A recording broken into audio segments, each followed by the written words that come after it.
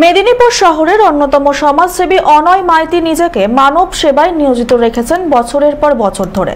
জাতি ধর্ম দলমত নির্বিশেষে তার জন্মদিনটিকে সাধারণ মানুষের মতো কেক কেটে সেলিব্রেশন করে না, বরং অসহায় মানুষের পাশে থাকার মধ্য দিয়ে তার জন্মদিন পালিত হয়।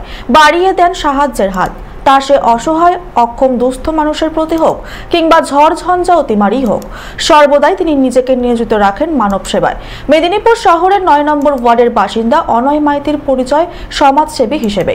তবে শুধুমাত্র সেবা আর সাহায্য করেই নিজের পরিচিতি আর জনপ্রিয়তা সহজ ছাড়িয়ে মেদিনীপুর জেলার বিভিন্ন এলাকায় প্রসার করেছেন অনয় মাইতি।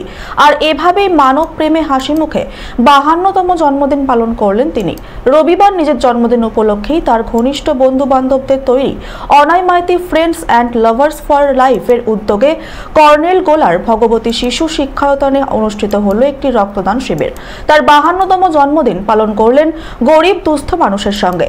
ঢাকঢোল পিটিয়ে হই হুল্লোড় করে জন্মদিন পালন নয়, রক্তের যোগান দিতে আয়োজন করলেন রক্তদান শিবিরের।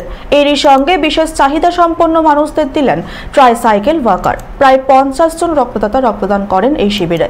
আয়োজন করা হয়েছিল মধ্যাহ্ন ভোজনেরও। দেখুন, মানুষের কিছু তো কাজ সমাজের বুকে করতে হবে। রক্তদান শিবির একটা রক্তদান শিবির আমরা কন্টিনিউ করি, আজকে না, আজকে জন্মদিন উপলক্ষে করছি, এর আগে থেকে আমরা রক্তদান শিবির করে আসছি।